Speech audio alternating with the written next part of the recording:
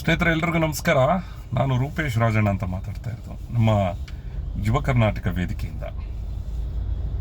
ಇವತ್ತೇನು ಪಠ್ಯಪುಸ್ತಕಗಳಲ್ಲಿ ನೋಡ್ತಾ ಇದ್ದೀರಾ, ಮೊಟ್ಟೆಗೆ ಅಂಡ ಅಂತೆ ಹಿಂದಿ ಪದ. ನಾಳೆ ದಿನ ತಂದೆ ತಾಯಂದ್ರು ಮಕ್ಕಳುಗಳಿಗೆ ಹೋಗ್ಬಿಟ್ಟು ಮೊಟ್ಟೆ ತಗೋಬಾ ಅಂತಂದರೆ ಅದು ಮೊಟ್ಟೆ ಅಲ್ಲಮ್ಮ, ಅದು ಅಂಡ ಅಂತ ಹೇಳಿ. ಅದ್ಯಾವುದೋ ಚಗ ಅಂತೆ.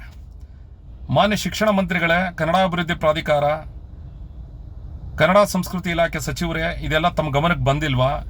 ಈ ರೀತಿ ಶಾಲೆಗಳಲ್ಲಿ ಪಠ್ಯಪುಸ್ತಕಗಳಲ್ಲಿ ಈ ರೀತಿ ಅಸಂಬದ್ಧವಾದ ಪದಗಳು, ಅರ್ಥವಾಗದಂಥ ಕನ್ನಡ ಪದಗಳನ್ನ ಹಾಕಿ ಏನು ಮಾಡೋದಕ್ಕೆ ಹೊರಟಿದ್ದೀರಾ? ನಿಮ್ಮ ಗಮನಕ್ಕೆ ಬರದೇ ಇವೆಲ್ಲ ನಡೀತಾ ಇದೆಯಾ? ಈ ಕೂಡಲೇ ಇದನ್ನು ತಾವು ಗಮನಕ್ಕೆ ತೆಗೆದುಕೊಂಡು ಇವನ್ನೆಲ್ಲ ತೆಗೆದು, ನಾವೆಲ್ಲ ಅವಾಗ ಚ ಅಂದರೆ ಛತ್ರಿ ಅಂತ ಓದ್ತಿದ್ದೋ, ಈಗ ಚಗ ಅಂತೆ. ಅವಾಗ ಅಮ್ಮ ಅಂದರೆ ಅಂಗಡಿ ಅಂತಂತ ನಾವು ಓದ್ತಿದ್ದು, ಈಗ ಅಂಡ ಅಂತೆ. ಏನಿದು? ಪಠ್ಯಪುಸ್ತಕ ರಚನಾ ಸಮಿತಿ ಏನು ಮಾಡ್ತಾ ಇದೆ? ಜೊತೆಗೆ ಬಂದು ಇದೆಲ್ಲ ಅಭಿವೃದ್ಧಿ ಪ್ರಾಧಿಕಾರಕ್ಕೆ ಗೊತ್ತಿಲ್ವ? ಈ ಕೂಡಲೇ ಇದನ್ನೆಲ್ಲ ಗಮನದಲ್ಲಿ ಇಟ್ಕೊಂಡು ಇದನ್ನು ವಾಪಸ್ ಪಡೆದು ಸರಿಯಾದ ಪದಗಳನ್ನ ಹಾಕಿ ಕನ್ನಡದ ಉಳಿವಿಗೆ ಕಾರಣೀಭೂತರಾಗಬೇಕು ತಾವು.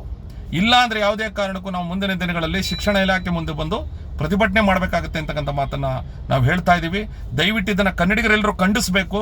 1ನೇ ತರಗತಿ UKG ಪುಸ್ತಕಗಳಲ್ಲಿ ಈ ರೀತಿ ಹಾಕಿದ್ರೆ ಬೆಳೆಯುವ ಹಂತದ ನಮ್ಮ ಮಕ್ಕಳುಗಳು ಏನು ತಿಳ್ಕೋಬೇಕು, ಏನು ಗೊತ್ತಾಗಬೇಕು ಅವರಿಗೆ?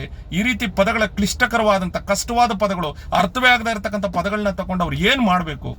ಇದು ಖಂಡನೀಯವಾದಂಥ ನಡೆ. ಪಠ್ಯಪುಸ್ತಕ ರಚನಾ ಸಮಿತಿಯಲ್ಲಿ ಯಾರು ಕೂತಿದ್ದಾರೆ? ಯಾರು ಹಿಂದಿಯವ್ರು ಕೂತಿದ್ದಾರಾ? ಕನ್ನಡದವ್ರು ಮಾಡ್ತಾ ಇದ್ದಾರಾ? ಮಧು ಬಂಗಾರಪ್ಪನವರೇ, ದಯವಿಟ್ಟು ಇದನ್ನು ಗಮನ ಹರಿಸ್ಕೊಂಡು ಈ ಕೂಡಲೇ ಇದಕ್ಕೆ ಕ್ರಮವನ್ನು ತಗೋಬೇಕು ಅಂತ ಹೇಳಿ ನಾವು ಒತ್ತಾಯ ಮಾಡ್ತಾ ಇದ್ದೀವಿ. ಜೈ ಕರ್ನಾಟಕ.